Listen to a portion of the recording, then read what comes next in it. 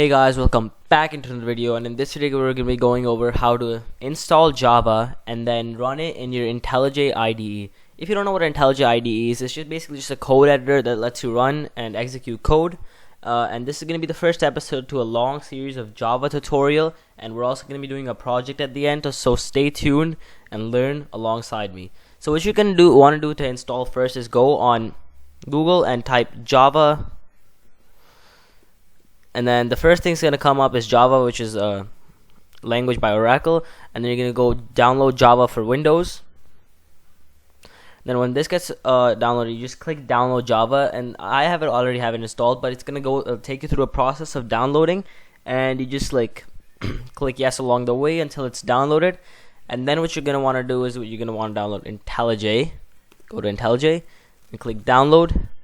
Then you're going to want to download the community version. You're going to click download. And then it's going to be community edition, and you can download this, and this one's free.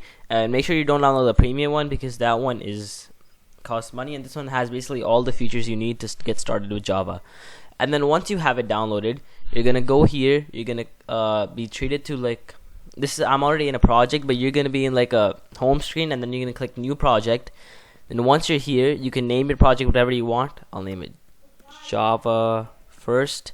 Then you're gonna go here, select your language. I already have Java here, but if you don't, you can click plus and then click install plugin, and then find your Java wherever it is. And then you're gonna just build system, just IntelliJ, just the default one. And then here, JDK. This is where you select the Java version you downloaded. You can either download or add it from where you downloaded it. And then you click create, this window, and it takes you to this file. And if you click on the main file, this is where you enter all the code.